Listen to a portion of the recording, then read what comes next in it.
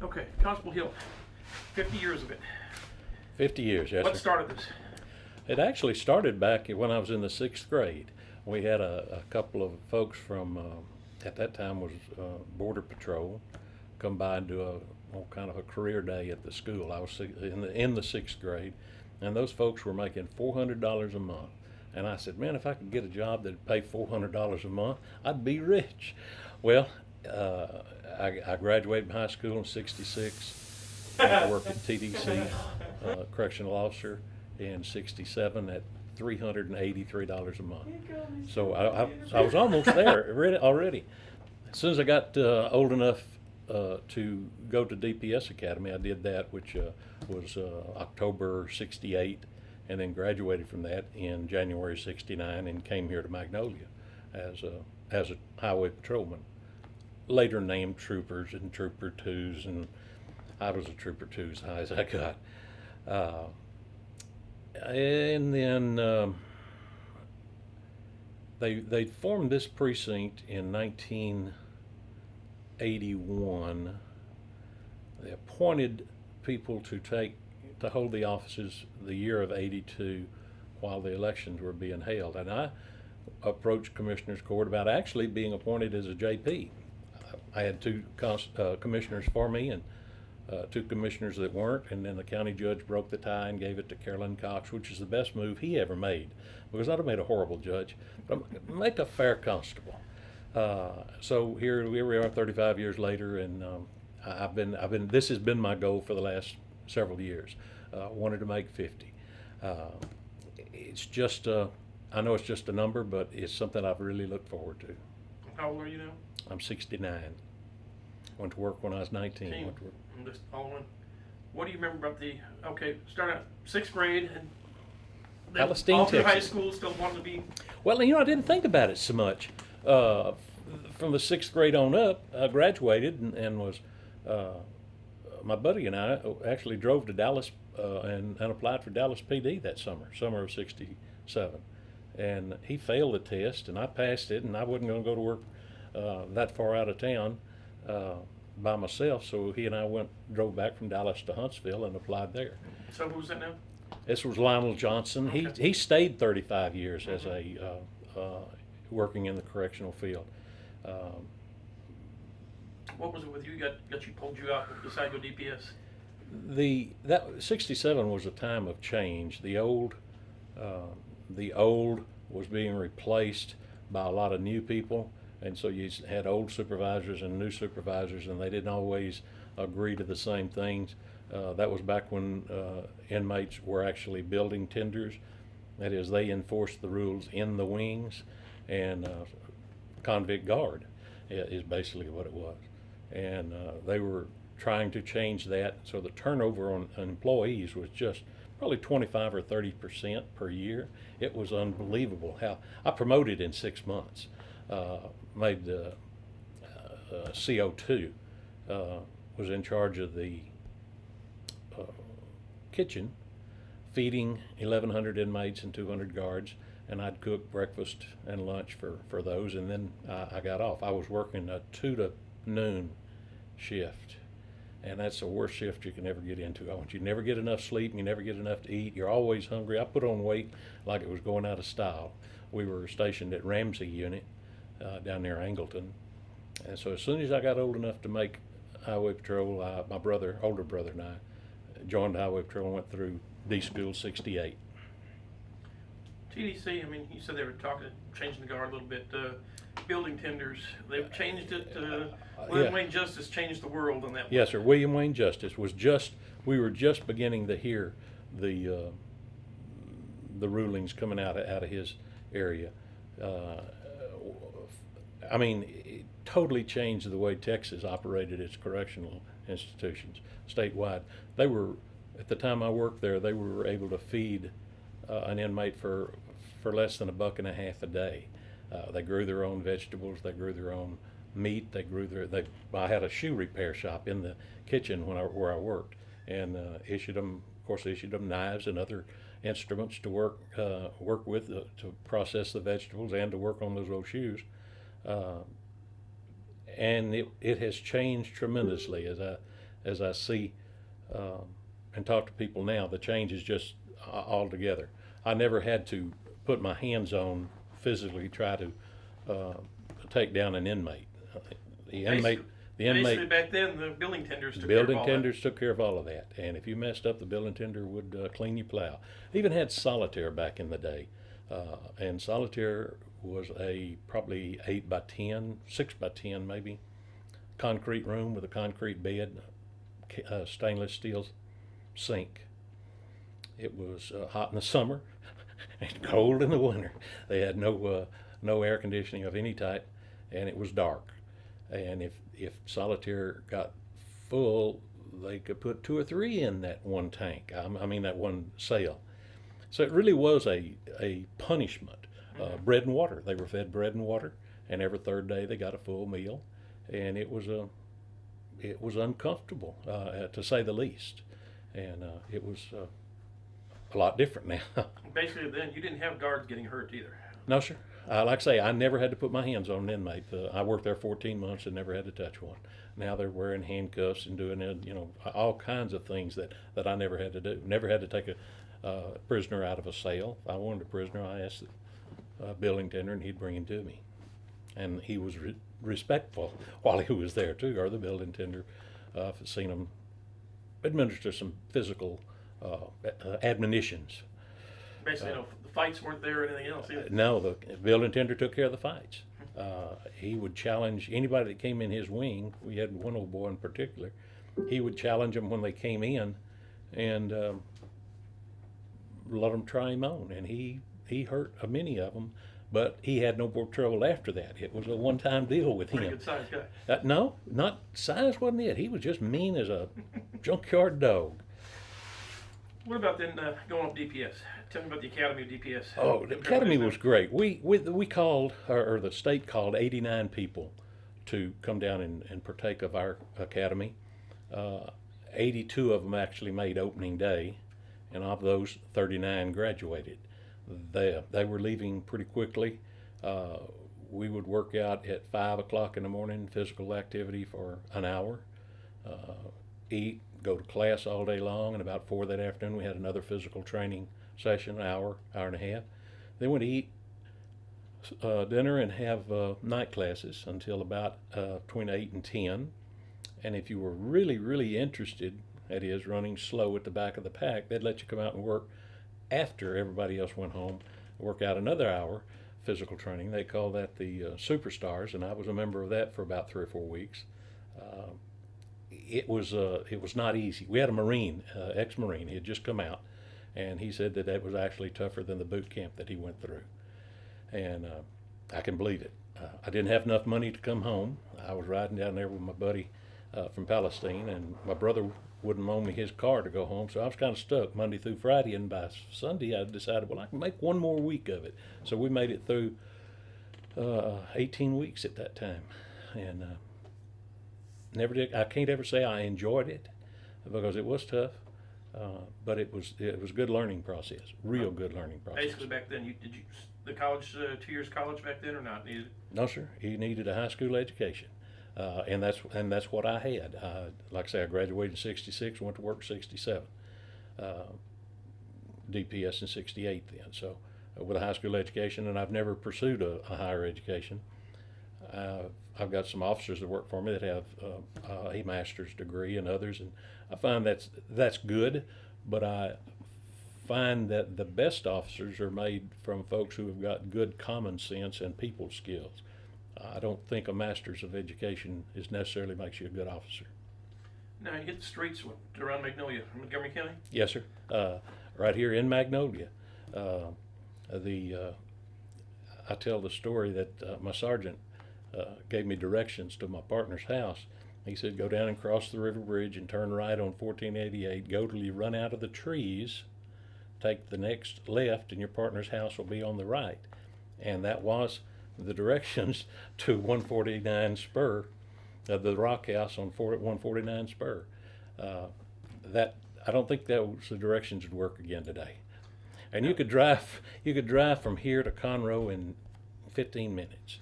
Now back then, directions too was a lot of this go down to the 2 tires in the ditch to the left where the refrigerator's in the ditch and turn right down the road. Almost, yeah. Go down to Ben's house, turn there at Ben's, and then it was a whole lot different. We were talking earlier and looking in through this old key map, and it's changed a bit.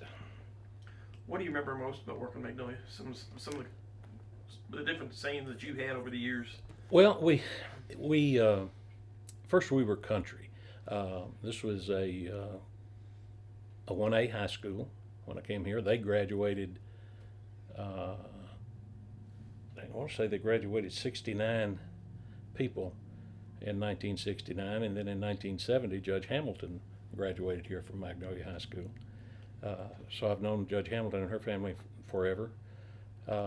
Working here, and I came here planning on staying a year, maybe 2, until I could transfer and go back home to Palestine. As I came here, the people are just great, and they loved me. They offered the title of Highway Patrol, granted you some respect here in this town, and it was neat. We decided we'd stay and raised our family here. Interesting things. Our constable at the time here, Bob Sullivan, was 70 years old when I came here, and I was 21. So I thought it was an old constable that was working in here. And now, as I am now 69, I don't think 70 is all that old. I think this is like more middle-aged. But I made a murder scene with the constable. He was in his overalls and had a Super 38 that he carried. Looked just like a 1911, except it was Super 38. I had took my 45 into the back of my pants, and we made entry into the house where the murder took place, and there was the victim on the floor, and the killer sat down on the bed, and the constable asked him what happened, and he said, well, she come in here with that butter knife and that leg of that chair and was going to hurt me. And I don't know where the gun came from, but all of a sudden I'm looking down the end of a .22 automatic, and I know he wouldn't shoot me, but a nice old man, Mr. Lee, but I didn't think he'd kill his wife either. So I was close enough to take and just literally turn it away from me and get him out. He explained to us that people said he was Senile, but he wasn't. He guaranteed us he was not Senile. I really don't think they did. I don't remember, but I don't think they really did do anything to him as far as charges, or at least doing time because of his age. He was well into his 80s. Another time, we stopped a carload of young, loud individuals, and stopped in front of a house. And I looked over at the house, heard the screen door opening, and we walked out on his front porch with a double-barrel shotgun and sat down in his rocking chair and sat there, waited. We made our stop, completed it. They drove off. He waved and went back in his house. And I thought, now that's the kind of place you want. You got the people are looking after you. I don't know that would be in every case today. They would make me feel comfortable today if somebody came out with a shotgun. Times have changed a lot. What about the tools you had back then?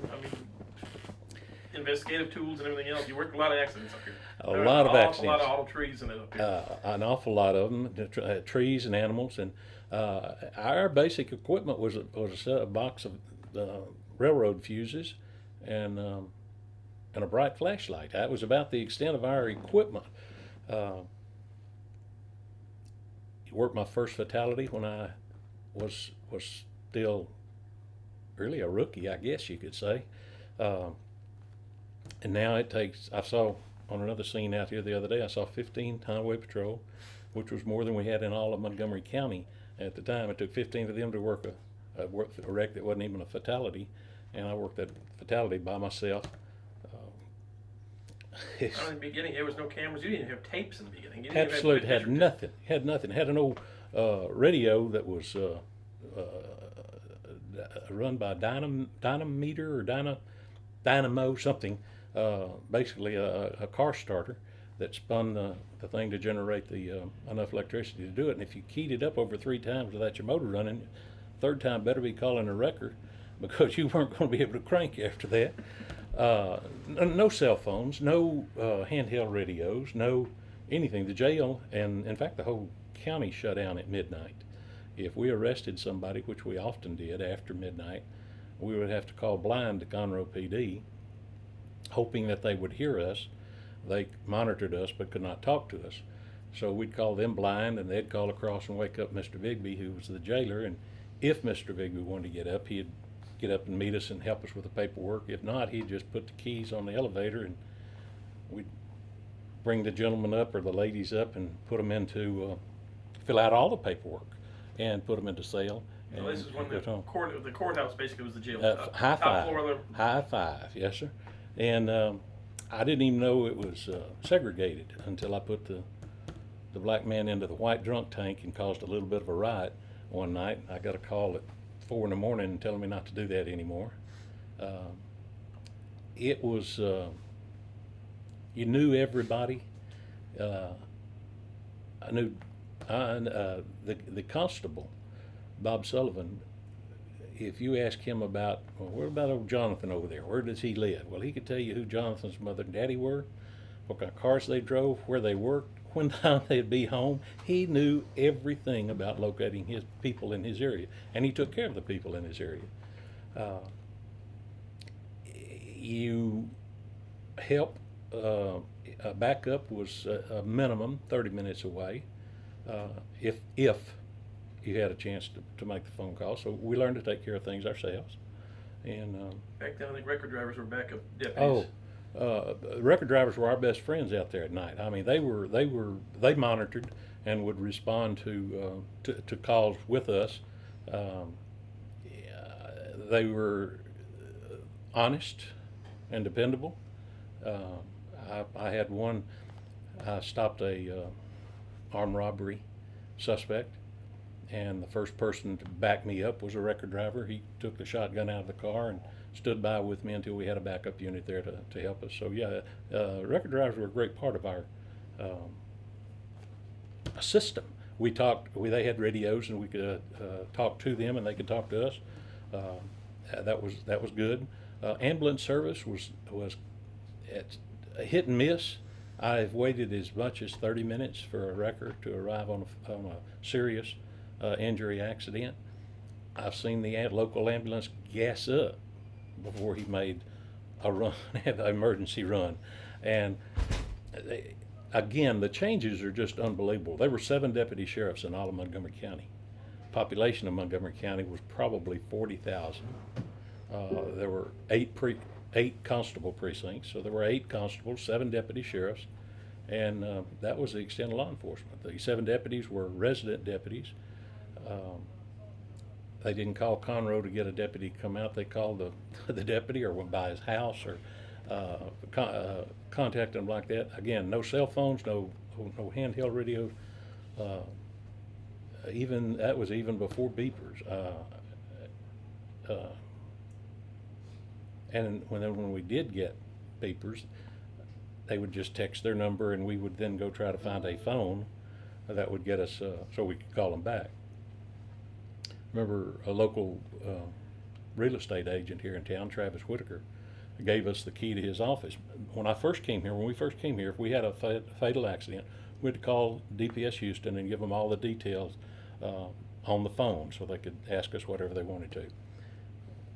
My phone from my house was long distance to Houston. The one in Mr. Whitaker's office was a Houston line, and he gave us the key, told us to go in, make coffee, make phone calls, do whatever we needed to do. That's the kind of community it was and still is. We have great folks. That was the old KB Hallmark in Loretta down there. Miss Loretta. Mm-hmm. We'll tell a story later about that one. And literally dispatch went down at I'm talking dispatch, and everything shut down at midnight here in the county. And many times we could not reach Houston on our state radio. I've checked in when Skip was working, that is police radio interference. I've checked in with San Antonio, Bryan many times, Waco, when I could not raise Houston. because of the old low band radios. Has the old whips on the cars? Yes, sir. 7-foot whips. We'd pull up underneath that courthouse and rub them off. By the time you got a new one, it didn't last a week before you had that ball rubbed off the end of it, and it was pointy. And when you run really fast, they would lay back and look cool. Y'all don't have that. So you stayed with DPS how long? 68 to 82, 14 years. 14 years. Yes, sir. And that's where David Woods came in at, with him and several other. Oh yeah, David Woods, my ex-chief, and I met during those early 70s there. He was stationed across the line at Tomball, and him and Bruce Harrison, Boyd Preckwinkle, Charlie Graham, some old timers. And now those were the days that now remember Boyd, he wanted to, he was one of the first guys on motorcycle. DPS decided they're going to go motorcycles. Whatever Yes, happened sir. with that? Well, I think the state bought 7 motorcycles, and every motorcycle was wrecked. Everyone. That's where the Kawasaki death wobble was first recognized. All 7 of those officers laid their bikes down, and I even tried to do that when I got dissatisfied in the highway patrol. I had a partner that I was not satisfied with, and I got to looking for do something else. I volunteered to take motorcycles. I'd do anything as long as it didn't make me move from Magnolia, and there was nothing. So as this precinct developed, or they created this precinct, I decided that was a good opportunity for me to go, and so I decided I'd run for constable instead of JP. Like I say, I didn't get appointed JP, so I decided I'd run for constable, and it was a good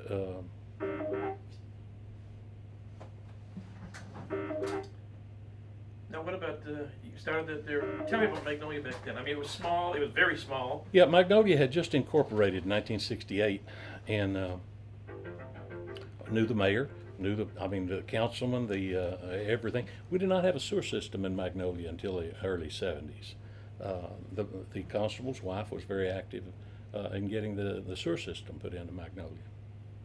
There were open, the ditches had the overflow of the sewer, and it was a health hazard, no doubt. When they built I guess that was 80, they built the new high school across the street here from my office, and they actually put their sewer system out, as dumb as it sounds, in the front yard. It was a large standalone unit until the city completed their sewer. They could tie on to the city, but it sat right in front of the school, a standalone sewer system.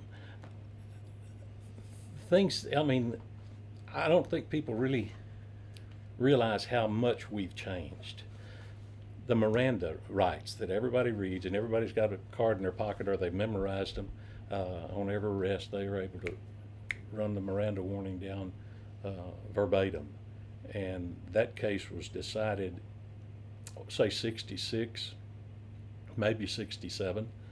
It was out of Arizona, and it involved a man who had killed a couple of folks, and he confessed, and the thing was overturned because he was not advised of his rights, and so thereby they're called the Miranda rights, and that was his name. And that was an Arizona case, and like I say, I think it was 67.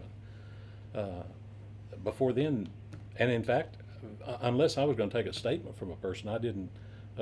Most of the time that I worked for Highway Patrol, I didn't read rights. I didn't need a statement. I didn't need them, to advise them the right to eat. How'd they handle drunk drivers back then? Drunk drivers were, I believe probably they had as many then as they do now. We had a breathalyzer in Conroe. That meant if I arrested you here, I had to drive you to Conroe, run the breathalyzer if you tested over the limit, which 9 out of 10 times you did, because we looked for things before we took them. We just didn't take everybody who had been drinking. And they have different methods today for verifying a person's intoxication. I looked for eyes. I had one trooper that I worked with that showed me something a drunk can't do. He'd say, count 1, 2, 3, 4, 5, 5, 4, 3, 2, 1. A drunk can't do that. I don't know why, but it just will not work. And the trooper that showed me that, I learned one thing from him, and that was it. But I adopted it later. But other times, I just watched how they walked, how they talked, how they presented themselves, it was a $125 fine for a DWI. Means that if I arrested you for DWI now and took you to Conroe, and they'd usually keep you 4 hours, pay them $125, and you were through with your DWI case. Of course, there was no way to document who pled guilty, or I mean, it was a haphazard at best. I had one gentleman that I arrested, caught another one within 45 minutes and went back.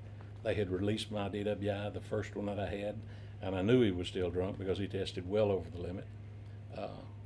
I went west on 45, on I-4, west on 105 towards Bryan. That's where this fellow was going. I was able to overtake him out by Montgomery, and I arrested him for the second time that night for DWI.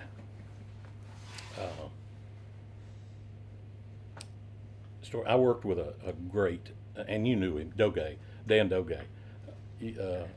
Great. He taught me to treat people like you'd want to be treated. Treat them like a gentleman until they would not allow you to do that any further. And it took me a while to learn that because I was slow and bullheaded. My theory was, if it moved, give it a ticket. If it sat still, tow it away. So it was fair. And again, the changes, you just can't imagine. We had, red light was a spotlight. Red spotlight was what the state sent us to for our emergency equipment. That was it. And trying to stop a drunk with a red spotlight is it's different. It doesn't work near as well. We got equipment wherever we could. I came by some HPD equipment. City of Magnolia furnished me some equipment. I wanted as many lights as I could get on my cars so that I wouldn't get run over out there.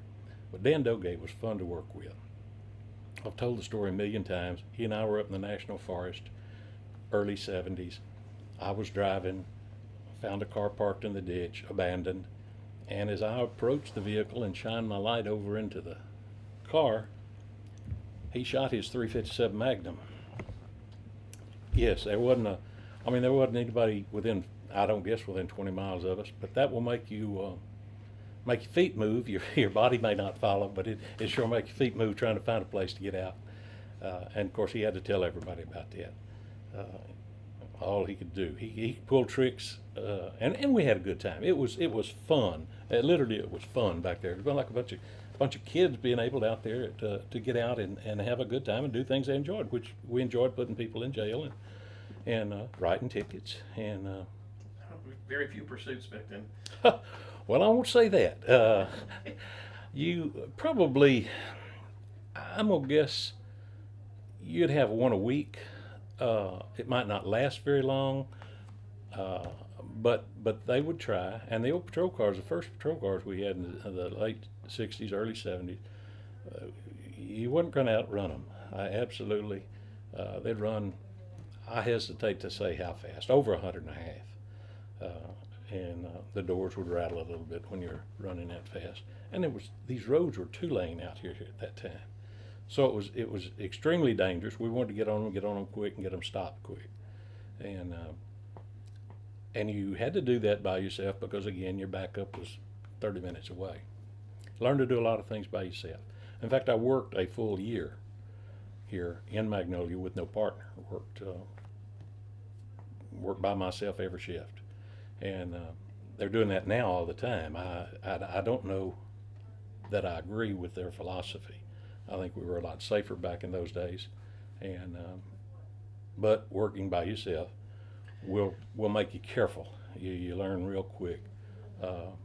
I know because I had the man stopped and we were talking, and he wasn't drunk, and when his partner walked up behind me and said something about how cool it was out here tonight.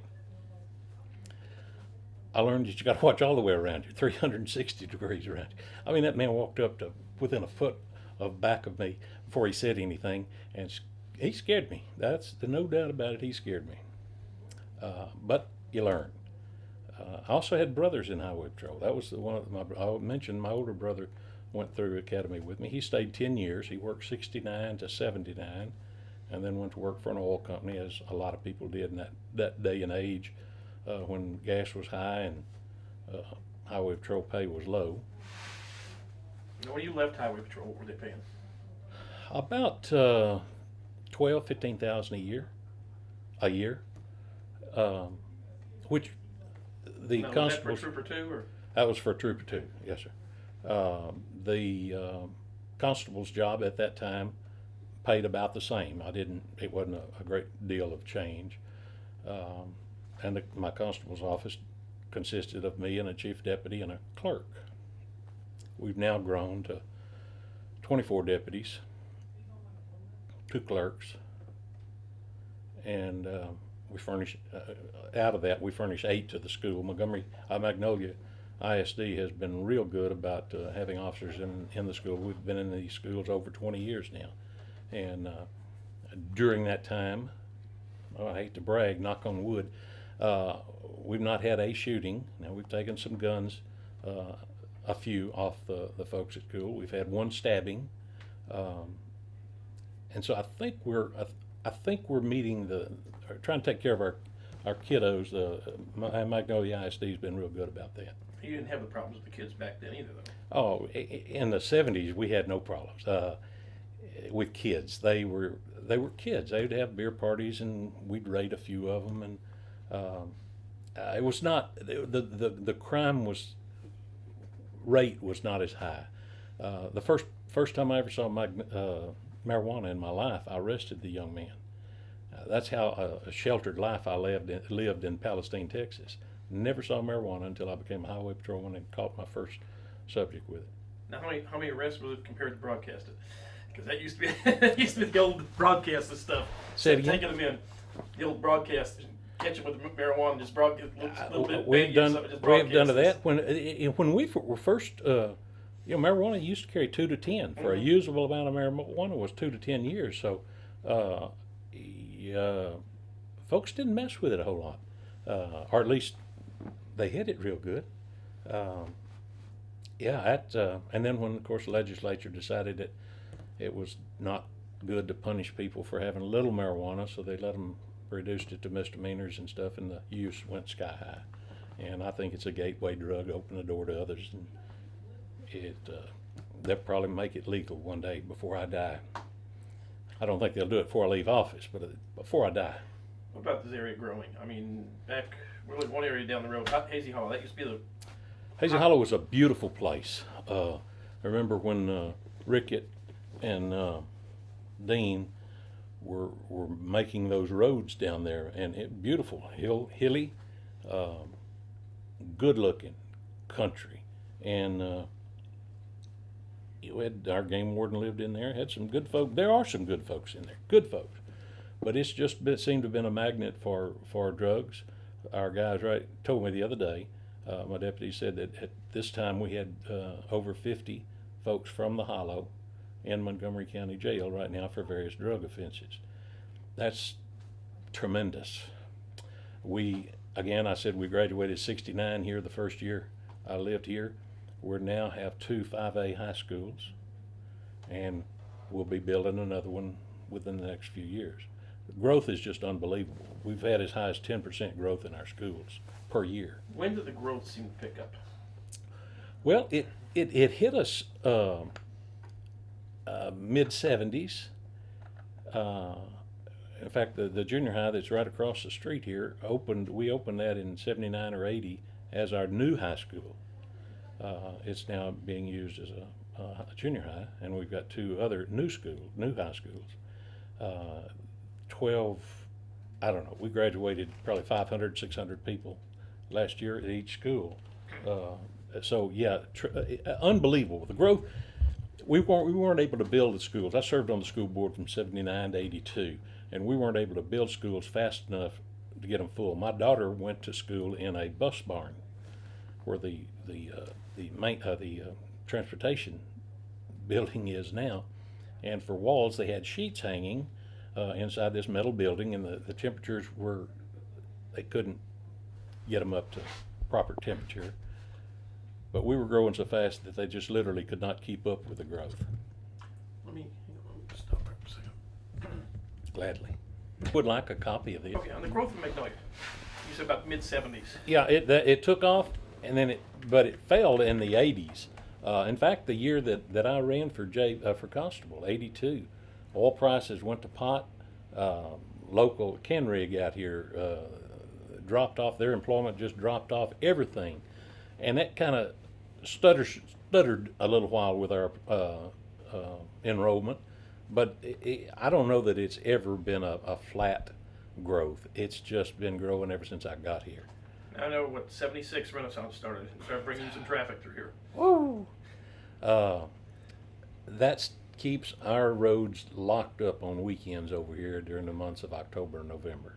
You can't go anywhere because if you're going and you get ready to come home, the line stretches back to Pinehurst or out Butler's Crossing. And now they're technology. Now they're going to this GPS Waze, and it'll tell them, look, that's traffic's heavy up here. If you go through this back road here and drive down this one, around yonder over there, there's not but one road going into the Renaissance. You all going to come out at the same place, and it has really been bad for our public. I know I worked out there 15, 20 years, and so I was aware of it. When I quit working out there, I didn't go anywhere on weekends. If you did, you went early and you got home early, and it's been 40 years of traffic through here. They've been there 40 or 42 years, I think, and no telling how many people have come. This year was a record, of course, 700,000 people in 7 weeks. It's a gang of people up and down the road. I think a lot of the people that come out here see the area, are interested in the area, and I think we get some people that move out here from that. For years, the management was not real community oriented. They have a new gentleman out there doing their PR work now, and he has made donations to our local SOS, our food and clothing banks here in town, of about $90,000 this year, and they're getting more community oriented. And but the traffic's still horrible. There's no way to beat it. It's a 2-lane road, and there's only one going there, so it's really makes it difficult on people. How much did it add, or how much stir was there back? I guess what was it, the early '80s, when the rumors started that Disney was getting ready to come out here? Oh, that's been one of the best selling deals for real estate in the Montgomery County area. Every year or two, you'd have somebody. My cousin overheard his uncle, who was talking to the man from Disney, and they're going to open it all up and make it a Disney park instead. And it would sell property. I mean, it just like crazy. And it's been done, and I think people have done it intentionally. I think it's a good selling point. In fact, this may have been 15, 20 years ago, they even said they went to Disney World and they saw a map, and it showed here's where we'll have our newest deal. I mean, all kinds of stories you heard on it. It helps our local officers. Last year they spent close to $500,000 on traffic control to try to get the traffic to move better. They built some roads, county roads, to help traffic move better. So they're helpful. At one time, most all the transportation department here from our ISD was out there parking cars on weekends, making a pretty good paycheck. So through the years, it's helped and it's hurt. It really, I guess, depends on which side you're standing on. If you're getting paid while it's going on, it's a real good deal. If you're sitting in traffic and your car's overheating, not a very good deal. What your office now? I mean, from the beginning now, 1 or 2 deputies to what you've got today. What's the biggest challenge right now here? Surprisingly, or not surprisingly, maybe meth is our biggest problem out here. Meth is available. I mean, it's everywhere. My guys are out constantly making arrests. That we've probably doubled this year. We've already doubled the arrests we had or all of last year. So it's I don't know that we're making a dent in it, but we're taking them down as fast as we can. I've got some really good guys working that area. We're fixing to get 3 more with the help of Commissioner Riley. We're able to get 3 more officers, and we're going to assign those to taking care of criminal work, clear warrants, arrest meth heads, and the one officer that we've got also through the help of Mr. Riley was ICAC, Internet Crimes Against Children, and that's something I never thought about. I cannot imagine a grown man having a sexual attraction to a 2 or 3 year old. I've always told my people I'd never ask them to do anything that I wouldn't do. I lied about that because I cannot and will not work ICAC. I can't. I'd hurt somebody and then I'd be in trouble. So I asked people to do that, and there's no way I could do that job. It's thick.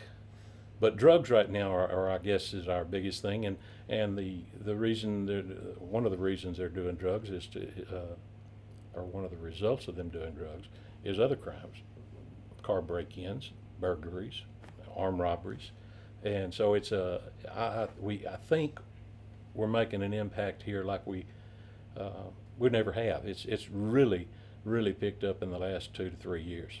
Does it look like it's Houston stuff moving north? Yes, sir. Absolutely. A lot of the stuff is we can lead directly back to Houston. Just the basically the major populated areas coming back into here. Yes, sir. Doing it, leaving again. Yes, sir. Yeah. So what do you're gonna keep going through this term, then what? Well, my wife and my daughter have both told me, both my daughters have told me I'm not running again, and I've always kind of might or might not. They said I wasn't going to run last time, but this will be my last term. I've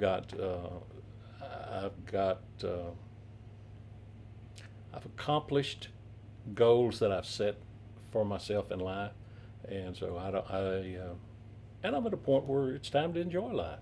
My wife and I enjoy traveling together.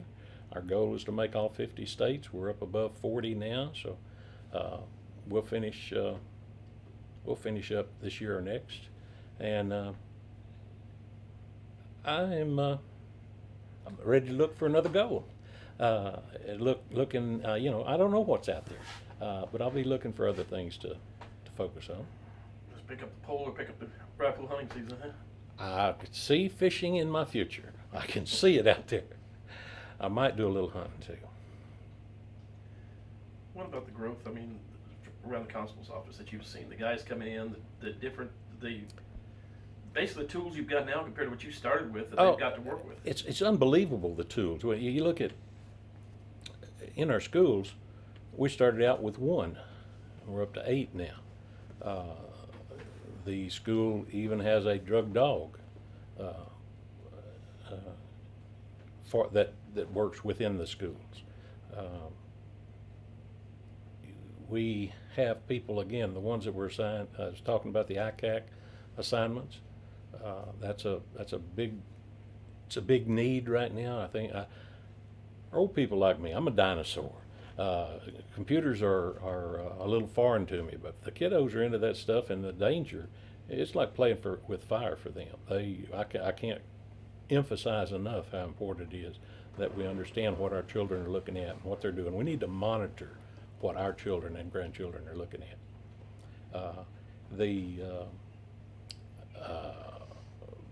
The ability to spend time, to have availability of manpower that we can put somebody on a drug case and work 23, 24 hours at a time and work with other agencies. I've brought in some good young people that are just knocking them dead out there. I've got one from DPS that was real exceptional. He's stupid, but I'm sorry. We may have to cut that. Oh, look. I don't know how that happened. It just slipped. I'm sorry about that. You're gonna have to cut that part. It's got to come out. Got to come out. I remember when he said it. Back. Yeah, and we've got the ability to spend time on those things. It can get time consuming, and with the extra people that we've had come in, it's working out real good. And another thing, through our schools we hired some retired HPD officers. In fact, I just hired a retired U.S. Marshal to work in our school. I find that people who are experienced and have got all the youth out of their system make real good mentors in our schools, and so that's been successful. By the same token, I've seen that the young people that we're able to hire straight out of the academy they're moldable, and if you get them and you impress upon them what our goals are. When I started this office, I had two goals. One, operate under Christian principles. Two, make it the best constable's office in the state of Texas. I feel like we're meeting our goals. We're meeting our goals. And young people are, if you can impress a young officer and bring him up within the confines of what we want a good officer to be, we're getting great results out of it. I've got a lieutenant that's never worked for anywhere else except right here. I have a chief deputy that's never worked for another department. A captain that just worked for the sheriff's office a few years doing courtroom security, and then he's been here the rest of his time. People that come here stay here, and they are part of the community, and I think that's important, maybe more than all the other things put together. If you are a part of a community and you are trying every day to make that community better, you'll invest more time in it if it's yours, if you take possession of it. And I think that's what's made a difference here. This is my community, and I love it. And we're involved in all different kinds of things. We do the criminal, the investigations and the arrest. We do the school safety. We don't work, those officers at the school work in the school. They're not out on the road working, patrolling. They're in the school making it safe for the students, the faculty, and the building itself. That's important. We're involved in, of course, the civil has always been the biggest part of constable's office. But we spend extra time touching the community. I've got people that are involved in food drives around Thanksgiving, Christmas. I have folks that are involved in backpacks during starting of school. We do all kinds of different things that may not fit directly into a job description of a constable, but it meets the need of our community, which is the folks I work for. So I think we're meeting the need in our community, and I feel real good about it. I'm thinking, and I've got a wife that has supported me for 50 years. We celebrated our 50th anniversary in March. 1967 was a good year. We married, went to work in this job, and since then I've had basically two employers, state of Texas, county of Montgomery. And there's not many people who have been in law enforcement that long that can say that. All right. I love it. And thank you, Chris.